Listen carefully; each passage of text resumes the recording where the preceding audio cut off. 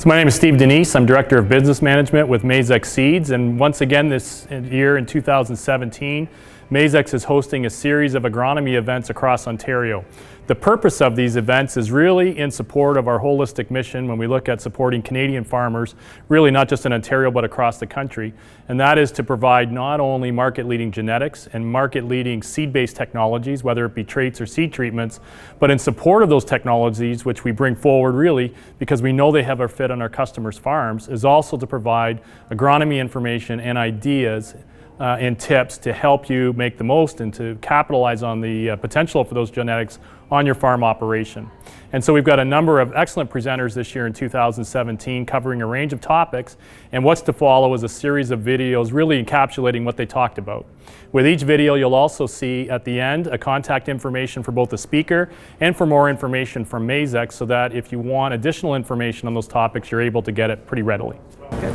So I'm Mike Cowbrough, the weed specialist with the Ontario Ministry of Agriculture, Food and Rural Affairs, and what I tried to communicate at this year's Agronomy Days was where the new Roundup Ready to Yield Extend soybean system has a fit for managing some yield limiting weeds in the province. So I focused today on glyphosate resistant Canada fleabane, common lamb's quarters, a more tolerant to Roundup or glyphosate species, and some other tougher to control weeds like vetch, like perennial sow thistle.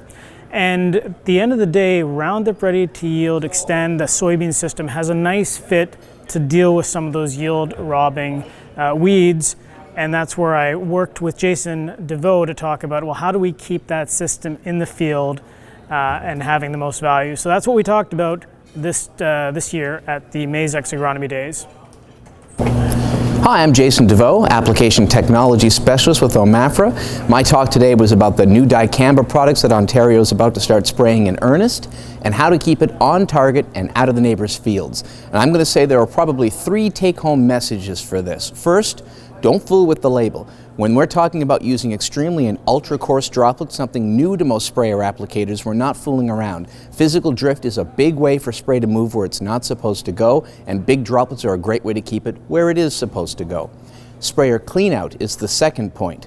Just because you've managed to do an application with very little drift doesn't mean you can't accidentally carry some of that chemistry off into the next field. Triple rinsing with ammonia per label is the way to go to keep this product working well. And the third is temperature inversions. They're hard to figure out. It's not as if we're looking for high winds in this case, but we don't want to be spraying this product when a large or a high inversion is anticipated. 3 cues to know whether you're in one: low humidity, clear or cloudless night, sudden drops in temperature. If you experience any of those things in a calm condition, you're probably in a temperature inversion and shouldn't be putting this product on. Follow those 3 rules and we'll be able to use this chemistry for a long time. Hi, Chad Taylor here, Central Ontario Territory Manager with Maizex Seeds. Today we're at the Kingston Agronomy Day. Lots of great presenters. I just gave a talk on early season nitrogen tracking. So basically Maizex is trying to stay on the cutting edge of how to help make proper recommendations to our growers on nitrogen efficiencies.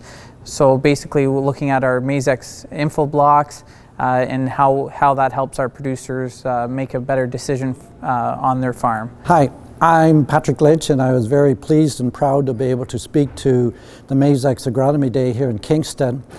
The industry is changing, and one of the big changes is we are counting on corn seed and other seed salesmen to take a lot of the agronomy to the farmers. For a lot of reasons, seed dealers have become more important to get all the information to growers, and Maizex got a great group of dealers here that'll take not only genetic information but also fertilizers, herbicides, and other management tips, and that's what I was talking about here today. And a couple of things that I talked about was the fact that if they were 8 miles south of here in the US, the fertilizer recommendations there are very much different than they are in Ontario. In particular, their phosphate levels are dependent on yield levels, not like they are in Ontario, that's one size fits all.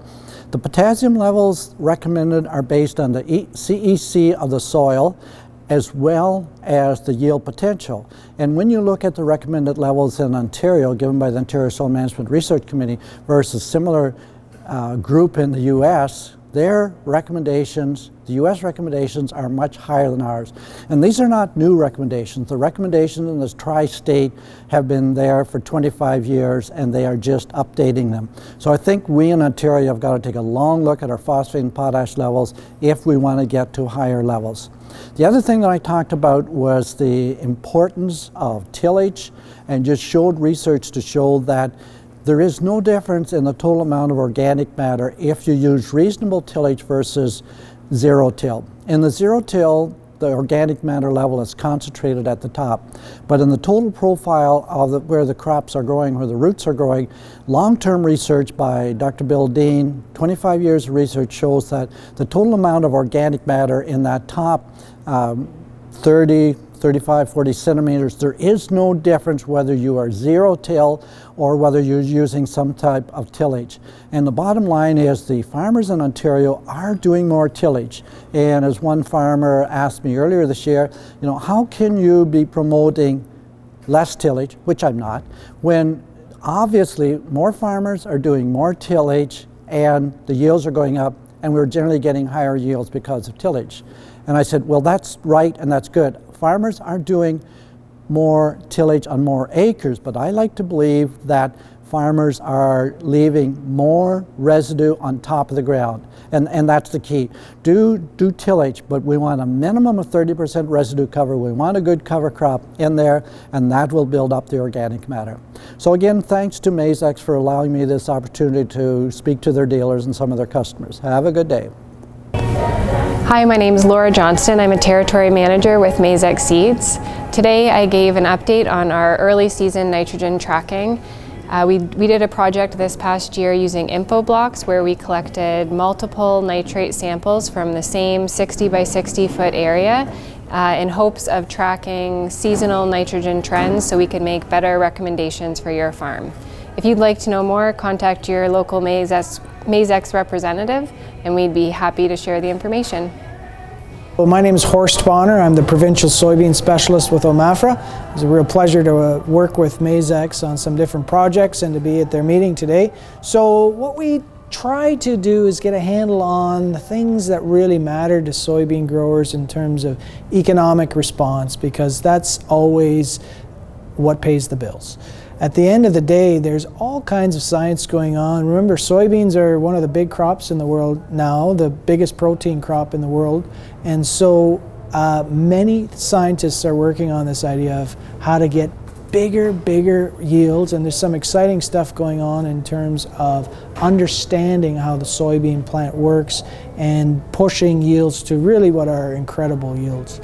So what we talked about today are some fertility management kind of strategies in terms of getting soybeans to that next level, some row width information, foliar fungicides, and to be honest with you, there's all kinds of neat stuff going on that I think over the next 10 years, personally, I'm very excited about how we can move soybean production to the next level. I really think as an industry we're kind of in a new phase here of development. So that's where I'll leave it for now, and thanks for the opportunity. Dave Emery, Maizex Seeds. I spoke about positioning corn hybrids for maximum profitability.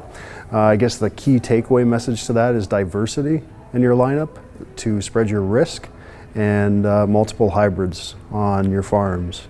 That's a key takeaway message for today.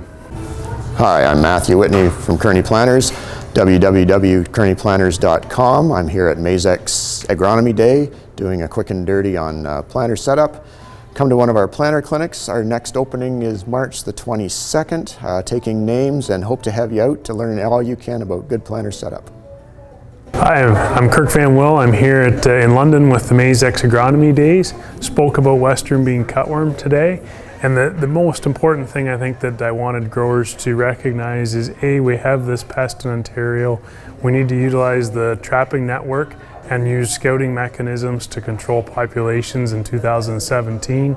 So we'd like to recognize that growers should scout multiple times in their field. The threshold is 5% for Western bean cutworm, but it's a cumulative 5%. So if you're at the field multiple times, so the first time you go and you get 1%, the next time you go you get 2%, we'd actually be at 3% threshold. So understanding that it's a cumulative threshold to work towards your target of 5 for spraying Western bean cutworm. Thanks, and have a great day. Peter Johnston here, agronomist with Rural Agriculture at Wheat Pete. We're at the Maizex Agronomy Days in London. It's way cool. So my topic today was lessons from 2016. So for once, it wasn't all about wheat, isn't it? Although wheat is the real crop. So what did I talk about? First of all, I talked about growing long season crops. And so the interesting thing is we've gained 1 day in the length of our season for every 4 years that we've been passed since 1960. So when you look at that, you say, wow, our season's getting longer. Whether you believe in climate change or not, doesn't matter. The season's longer.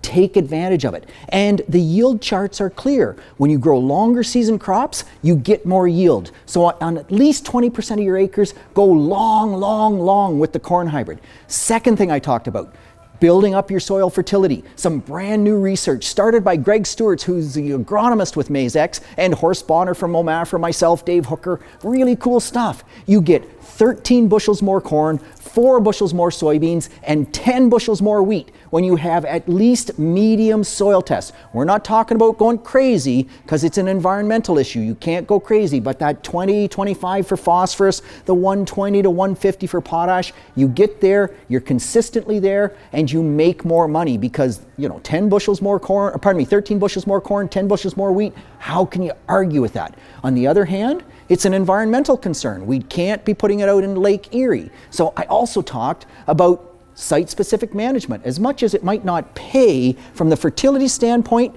we have to go there from an environmental standpoint. We can't just use a blanket approach. So that's important as well. I talked about strip till because I think strip till is another way to manage that phosphorus, get it down in the zone, not out the bottom in the tile, not over the surface by a surface application. So that's way cool. Last, I talked about the whole plant green, roots not iron stuff. And we did the flag test, and yeah, it does matter. We have some data now. It's not rocket science. We have always known that. But if we can get that corn up early, fast, uniform. We all talk about the photocopy stand. I'm not sure the photocopy stand is that critical, but absolutely early. And the other thing on this plant green, when you plant into that root mass, it's amazing. You dig up the soil, oh, it's so beautiful. It just got great structure.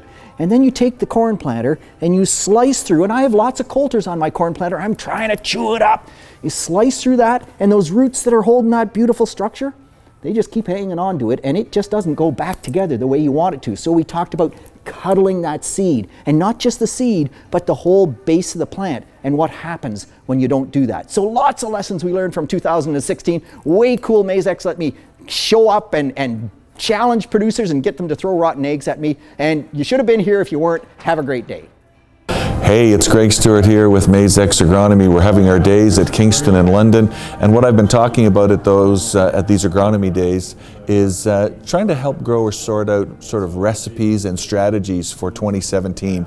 So on the hybrid management front, we've been talking about intensive management. Where do you go to maximize your profitability in terms of hybrid selection? Some hybrids respond more to the intensive inputs, others respond less. If you're going to maximize profitability, you probably have to drive your input decisions around how responsive the hybrids are. So we had some fun discussions about that. We also talked about lake nitrogen, and in 2016, when it was relatively dry, our additional nitrogen, the additional nitrogen that went down late, was considerably less impactful on yield than it was in a wetter year like it was in 2015. So we've had some discussions about the opportune timings for nitrogen management. And then a little bit of discussion on P and K, and trying to find that balance between building your soil tests and applying P and K through the starter. And take-home message there is that corn is probably the most responsive crop out of corn, soys, and wheat for being able to put starter fertilizer down and expect maximum returns when you elevate your soil tests to a moderate level, but still keep some P and K in the starter band. Those are the sort of things we've been talking about at our agronomy days this year, and it's been great to see such a good turnout at both Kingston and London. Once again, thanks for watching the summary videos that we've been able to present. Thanks to our speakers who were involved and participated on our 2017 Maizex Agronomy Days. For more information on any of these topics or for Maizex products and seed-based technologies, you can visit maizex.com. We're also on Twitter, and you can also contact any one of our Maizex Seeds dealer who has access to the information and can point you in the right direction if you want more information.